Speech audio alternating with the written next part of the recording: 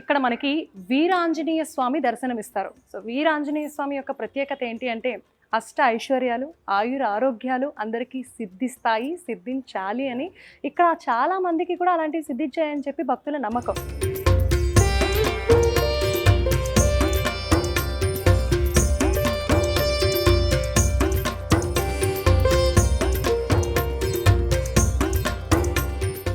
ఈ వీరాంజనేయ స్వామి అంటే మనకి సాధారణంగా ఆంజనేయ స్వామే రాముడు అంతటి దేవుణ్ణే కాపాడాడు, అంటే ఆరోగ్యాన్ని ఇచ్చాడు.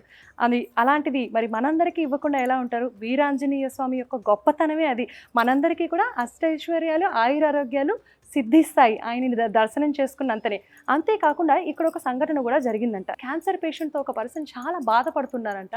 ఆయన ఎన్ని గుళ్ళు తిరిగినా, ఎన్ని మందులు వేసుకున్నా లాభం లేకపోయింది. ఇక్కడికి వచ్చి దర్శనం చేసుకున్నంతనే, అంటే అలా దర్శనం చేసుకుంటూ ఆ వీరాంజనేయ స్వామిని స్మరించుకుంటూ ఉంటే ఆయన క్యాన్సర్ పటాపంచలైపోయింది, కంప్లీట్గా పోయిందని చెప్పి మీరు అక్కడ చూస్తున్నారు కదా. ఆంజనేయ స్వామి దక్షిణ ముఖంగా తిరుగున్నారు, మనకు ఒక కంటితో చూస్తున్నారు. ఆ ఒక కంటికి బంగారపు కన్నుని ఇచ్చారంట భువనగిరికి చెందిన ఒక భక్తుడు. మరి ఆయన గొప్పతనం గురించి ఇంతకు మించి నేను ఏ విధంగా వివరించగలను?